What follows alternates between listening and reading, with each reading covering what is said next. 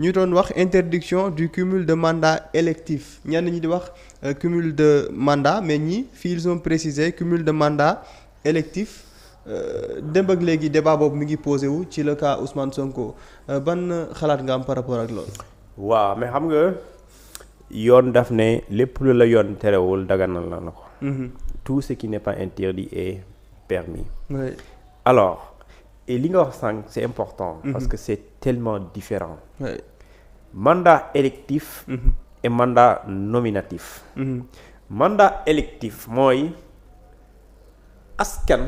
Dépositaire du pouvoir le peuple dépositaire du pouvoir moo jël ay pouvoir am dénki la ko délégué la ko. mu fal la élire la suffrage direct ou indirect. mooy nga am mandat électif kooku du nit mooy maire dindi ko. wala nit ñàkk ànd ak yow mu ne léegi dañ la élire woon sax léegi mënatul nekk déedéet loolu mooy mandat électif. Un mandat nominatif mooy ki nga xamante ni tey yow la constitution bi jox prérogative. nga nommer les emplois civils et militaires nga woo Ousseynou Ly nga ne ko kaay wóolu naa la nekkal ministre de l'intérieur. c'est un mandat nominatif. kooku ki la nommé heure bu ko neexee je dis bien minuit 6 heures 4 heures du matin le 2 le 1er le 30 bu ko neexee mu tegg la léegi li ma lire dans li ñu tuddee le programme de Pastef ils ont dit une fois à la tête du pays nous ferons voter une loi interdisant le cumul de mandats électifs. Alors loolu mooy lan mooy képp koo xamante ni da nga bokk ci ñun. ñu fal soit nga nekk député sax la loi a réglé ça. parce que nee na un député ne peut pas être membre du gouvernement. donc la loi a réglé ça. mais la loi n'a pas dit un maire ne peut pas être ministre. loi bi waxul loolu. Un maire peut être ministre mais un député ne peut pas être ministre soit il démissionne soit il du ko doon soit du doon ministre. Maintenant ñu ne léegi ñun bu ñu faloo dinañ def de sorte que dañuy voter benn loi boo xamante ni dañuy voter loi boo xamante ni dañuy fexe ba buñ la tabbee buñ la élire. mënoo amaat beneen titre électif. maanaam mënoo nekk président de la république bare nekk maire. mais mënoo nekk maire aussi nekk ministre. non pas ministre mais ñu élire ci benn voilà député et voilà c'est ça. donc loolu mooy cumul de fonction. Maintenant j'aurais aimé bu doon texte bi daf ne cumul de mandat kese. Cumul de mandat kese. foofu le mandat peut être électif peut être nominatif. parce que maintenant si ñoom bu ñu déterminer électif léegi comment tu peux par exemple bu dee Ousmane Sonko le mandat d'hier il n'est pas électif il est nominatif. Le mandat de Ziguinchor il n'est pas nominatif il est électif. Donc est-ce que c'est deux mandats électifs? Déedéet c'est un mandat électif et un mandat nominatif. Et surtout il n'y a pas une loi qui l'interdit. Mais c'est justement benn kaddu léegi boo demee ci kaddu gi ñu ne léegi na respecté waxam. léegi bu ñu ko respecté d'accord da nga indi mandat d'accord c'est un mandat mais différence bi mooy mandat nominatif. Mandat c'est un mandat d'accord mais li ko wutale mooy mandat électif. Alors que fii askanu Ziguinchor ñoo la votel. fii du askanu Sénégal ñoo la votel. fii askanu Sénégal ñoo votel benn nit bu tudd Bassirou Diomaye Faye nekk président. kooku constitution jox ko prérogative. ñu ne ko tànnal ku la neex mu ne léegi Ousmane Sonko moo ma doy tànn naa ko. loolu mu tànn mu def ko lu ñu tuddee mandat nominatif. Donc dans ce cas. Il n'est pas obligé de démissionner sous les yeux de la loi. En tout cas, il n'y a absolument rien qui le contraint à démissionner. Maintenant, du point de vue moral, et en politique, c'est rare nga mu am moral. mooy li nga xamante ne mooy lu sell lu rafet. mooy li nga xam ne nit mën na ko nangu am na loo xamante ne c'est de la moralité. loi bi daganal na ko. par exemple tey jaay sa jigéen jaay boppam. loi bi terewu ko. mais dafa salte ci xalaat ci diine. ci gisin. D'accord maintenant. yow yéen a waxoon lii léegi pour nga joxe un bon exemple. parce que ñu tuddee en pédagogie l'exemple est la meilleure pédagogie mooy. il faut la pédagogie par l'exemple mooy yaa ngi wax ci lii yaa ngi war a jëfal rek. ñu gis soxlawul on va you do it tout de suite donc amul ay ginnaaw suba wala après demain. Maintenant je pense que li nga xamante ni yoon terewul la ko s'il s'agit de décider da nga am obligation da nga am liberté. Donc tu as la libre option de dire de ne pas faire et de faire et de ne pas faire. Donc je pense qu'aujourd'hui Ousmane Sonko il est libre de wax ne damay démissionner lu ma démissionner. Parce que amul lenn lu koy obligé mu démissionner. Maintenant bu dee député par exemple je donne un exemple de Guy Marius Sagna. Si aujourd'hui Guy Marius Sagna ñu ne ko léegi yow la ñuy def ministre exemple de la pêche de l'industrie maritime Guy Marius Sagna pour mu doon ministre dafay démissionner obligatoirement. Parce que loi bi loolu la wax. Mais fii loi bi waxul ne boo nekkee maire mënoo nekk ministre. Loi bi waxul loolu.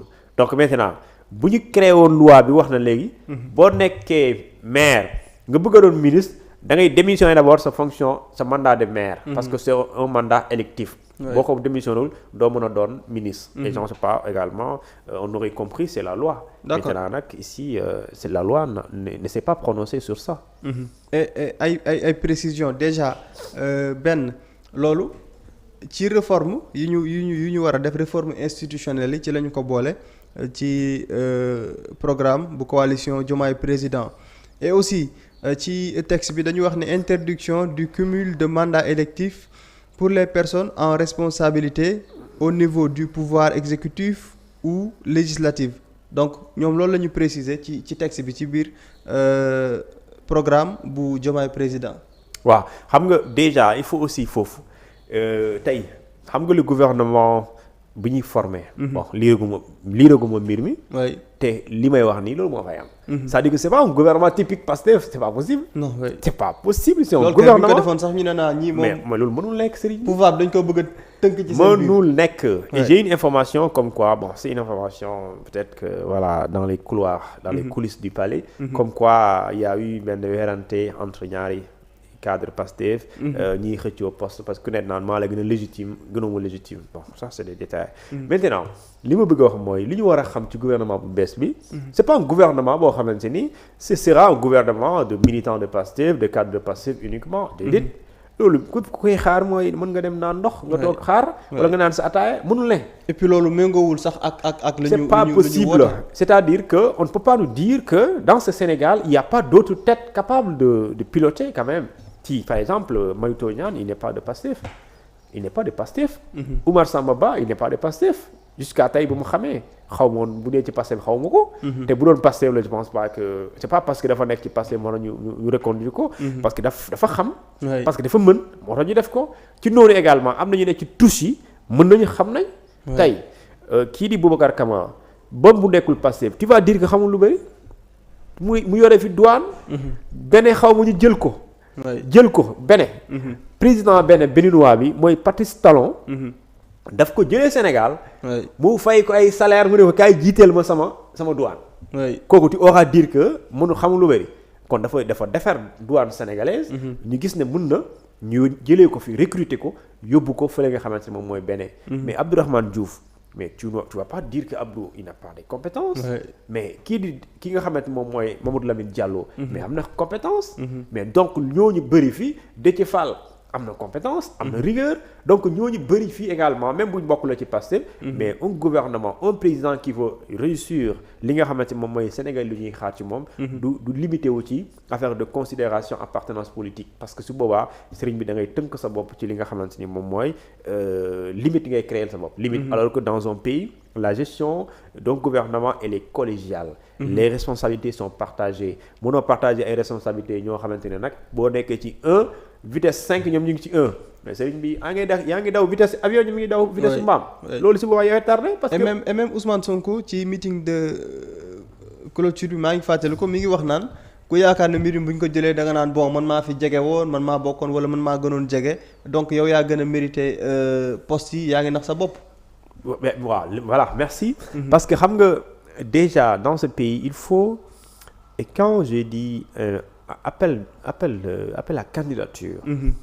Appel à candidature gis nga États-Unis su ma juumlee yenn poste yi pour nga jiite ko dañuy def appel à candidature. pour xool ñan ñoo gën a xarañ. parce que boo defee concours mën nga tricher d'accord. mais rare nga tricher ba génn ci. parce que fii il s'agit de compétence. ak lu ñu tuddee expérience. xam nga mënoo tricher ba naan def naa 10 ans fële ministère des finances. oui mais mënoo fen loolu. parce que am nañ possibilité vérifier. te bu dee am nañ possibilité vérifier dañuy xool exactement fi nga jaar ak fi nga jaar ak fi nga jaar ak li nga fa def en termes de résultats. donc su boobaa dañuy xool la personne la mieux placée pour jiite loolu donc dafay nekk l'homme qu'il faut à la place qu'il faut. et non également l'homme qui me plaît à la place que je veux donc su boobaa maintenant li nga xamante ni tey li ñu war a jiital mooy li ñu war a def mooy le culte de l'excellence. Le culte du mérite la ñu war a remplacer par le culte de la médiocrité. loolu nag daf fi amoon culte de la médiocrité ay ministres yoo xamante ni di nga xam ne leur seul mérite c'est d'être populaire c'est d'être insolent. Le seul mérite d'être ministre c'est d'être insolent mooy saaga nit yi. wala xaste di wax loo xamante ni xam nga ne débat bi par exemple ñu invité le débat télévisé pendant 1 heure de temps. mais Serigne mënoo ci wax dara lu intéressé luy xam-xam. yaa ngi naan non soxnaa mi muuruwuñu. jaar na fi jaarul fee. yow nga nekk ministre ak moo dàq défendre président. mais c'est pas ça un ministre n'est pas nommé pour défendre lenn ay mbir. c'est des questions d'État des questions économiques sociétales éducatives environnementales sanitaires et également universitaires. maintenant bu ñu la wooyee ci loolu débat bi nag nga orienté débat bi nekk ci débat des personnes Serigne bi bu dee ministre bu dee président bu am rigueur mais daf leen war a wax ne vous êtes élu vous êtes nommé ministre pour travailler et non pour dagga santé ku fi dagga santé ku fi dem plateau de télévision ngay dugg ci débat des personnes Serigne bi premier ministre bi na ma jox proposition ñu limogé la donc parce que tamit Sénégalais yi mënuñ yàkkamti nga taxaw di baaba di jaagante ci détail et je pense aujourd'hui excellence bu ñu ko jiitalee ak li ñu tuddee mérite ak li ñu tuddee expérience ak compétence et je pense que ce sera un gouvernement bi nga xamante ni dafay répondre attentes sénégalais yi et non quand même taxawal benn gouvernement boo xamante ni dafay quand même jaamu li nga xamante moom mooy bëgg-bëgg appartenance politique et je dis bien